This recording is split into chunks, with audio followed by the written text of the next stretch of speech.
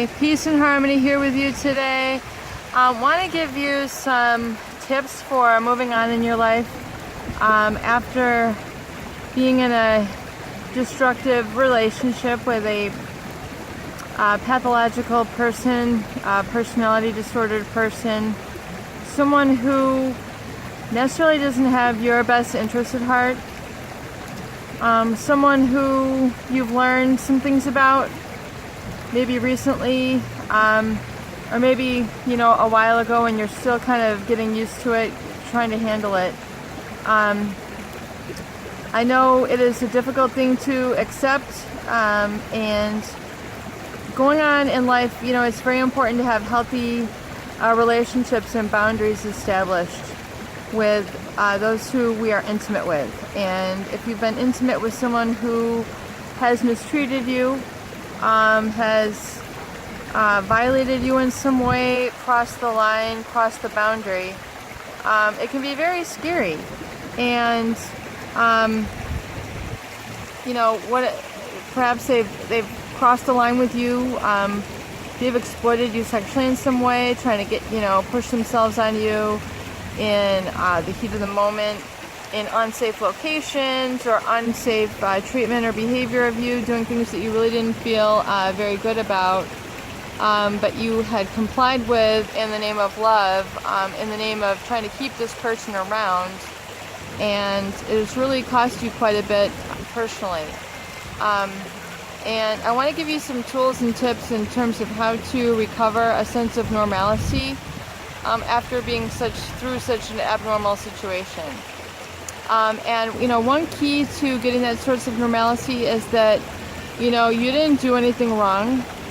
There is nothing wrong with you. It is not your fault. So that is one key important thing I want you to understand, is that you did not ask for this sort of treatment. There's nothing really in you that caused this to happen. You were doing this out of the best intention, out of the best love, out of the wanting the best for this person, yourself, or your family, and being involved with them. So you did absolutely nothing wrong. And so I want you to recover that sense of innocence and that sort of connection back to something divine in life and something more wholesome in life, and look at the better side of life. There's so many great things that you can become a part of and feel joy and connection with again. And it's oftentimes hard to believe this after going through a relationship with a psychopath or a narcissist. But there are good people in life. There are good people like you who have also been through hurt and who will relate to what you're going through.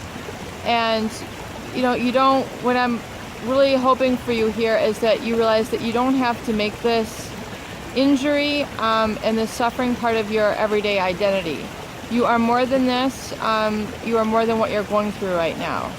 And there are certain boundaries that you need to establish in terms of what you will accept from others, and you have to be willing to say no. So what I'm going to recommend in terms of establishing a sense of normalcy is maybe getting out of your comfort zone and getting into a sense where you're able to say no to taking care of others, and now in turn learning to receive.